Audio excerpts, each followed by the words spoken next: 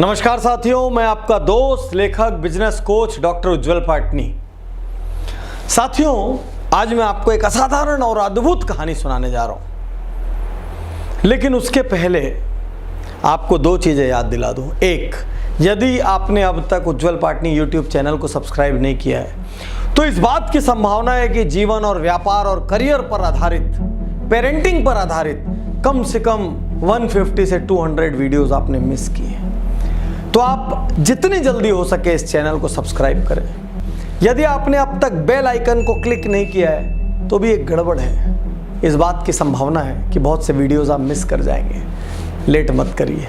तो साथियों, आज मैं आपको जापान से जुड़ी एक असाधारण कहानी सुनाने जा रहा हूं। और साथियों, जापान एक ऐसा देश है जो भूकंप की कगार पर हर क्षण खड़ा होता है, उसके बावजूद तरक्की के शिखर पर भी हर क्षण खड़ा होता है। जिसने कुछ नहीं होते हुए भी सब कुछ खड़ा किया, वो देश है जापान। तो साथियों, जापानियों को मछली, फिश खाने का बहुत शौक था और वो नौकाओं में निकलते, डेली खूब सारी मछलियां पकड़ते, वापस लाते और पूरे जापान में मछलियां खाई जाती। धीरे धीरे समुद्र के किनारे पर मछलियां कम होने लगी। जापानी और आगे तक जाने लगे पानी में, फिर मछलियां पकड़ पकड़ के लाने लगे। फिर वहां तक भी मछलियां कम हो गई, वो और आगे जाने लगे।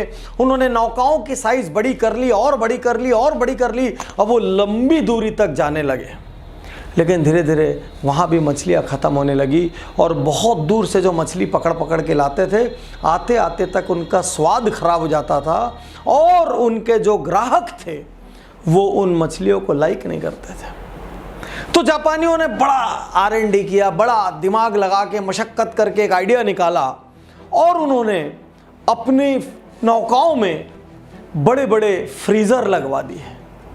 अब वो मछली पकड़ते और उनको फ्रीजर्स में भर देते और फ्रीजर में मछली लेकर आ जाते। कुछ दिन तक तो ठीक चला, लेकिन बिजनेस वापस डाउन हो गया, क्योंकि कस्टमर्स को फ्रिज में रखी गई इतने इतने घंटों तक की मछलियां टेस्ट में अच्छी नहीं लगती थी।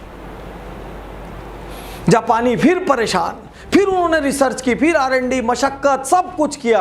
अब की बार उनको आइडिया आया, क्यों ना मछली घर बना दें और उसमें समुद्र जैसा ही पानी रखें और मछलियां उसी में रखें तो मछलियां बिल्कुल ताज़ी हालत में आएगी। और उन्होंने बड़ी बड़ी नौकाओं में बड़े बड़े मछली घर लगवा दिए और उसी समुद्री पानी में मछलियों को रखने लगे।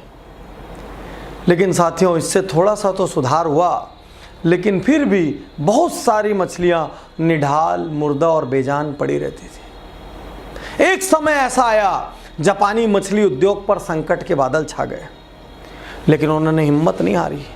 जैसे पहले 2 बार चुनौतियों का मुकाबला किया, वैसे ही इस बार उन्होंने फिर से इस चुनौती का एक हल निकाला।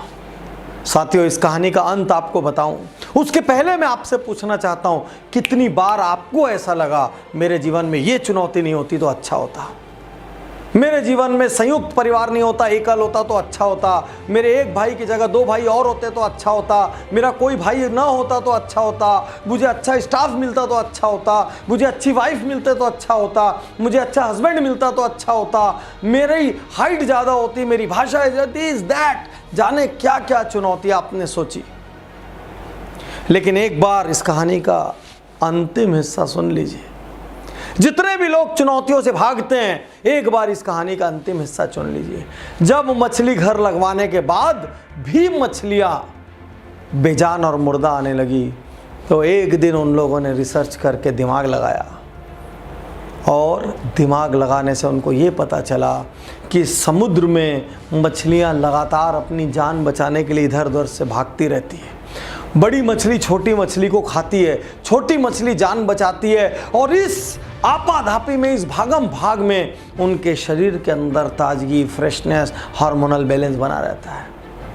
और उस दिन जापानी उद्योग ने क्रांतिकारी निर्णय लिया। उन्होंने मछली घर तो रखे, लेकिन अब उस मछली घरों में बड़ी मछलियां और शार्क डालना शुरू कर दिया।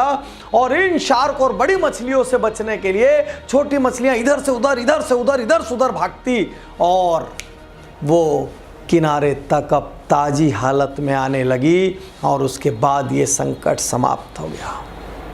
साथियों, चुनौतियां जीवन में आएंगी, बिना चुनौती के जीवन की कल्पना यदि करोगे तो उन बेजान मछलियों जैसे निढाल हो जाओगे। बिना चुनौती के जीवन की कल्पना करोगे तो जीवन में कोई रस नहीं बचेगा। बिना कंपटीशन के व्यापार की कल्पना करोगे तो वो व्यापार पूरा का पूरा क्षेत्र समाप्त हो जाएगा। बिना कंपटीशन के, बिना चुनौती के जीवन मुर्दा है। याद रखिए, प्रतिस्पर्धा हमको बेहतर बनाती है, चुनौतियां हमको जिंदा रखती है।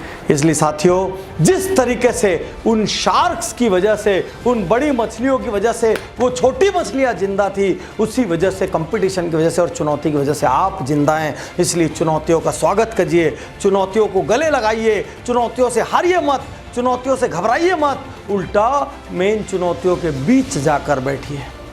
एक बार फिर मैं अपना पुराना और फेवरेट डायलॉग यहां दोहराना चाहता हूं, जिस पर आप पहले भी मिलियंस ऑफ लाइक्स दे चुके हैं, कि हर हवाई जहाज की इज्जत तब है जब वो आसमान का सीना चीरे, और पानी के जहाज की इज्जत तब है जब वो लहरों का सीना चीरे।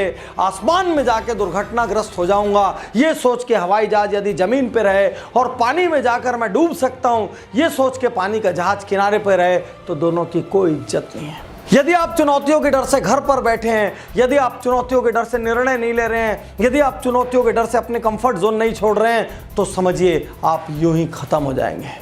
चुनौतियां हैं तो जीवन है, चुनौतियों का स्वागत करिए। और एक कहावत याद रखना, जिसकी जितनी ज़्यादा परीक्षा ली जाती है उसको उतना ज़्यादा वरदान मिलता है। ऊपर वाला उसी की परीक्षा लेता है जिसको वो कुछ देना चाहता है। शुक्रिया, धन्यवाद, थैंक यू।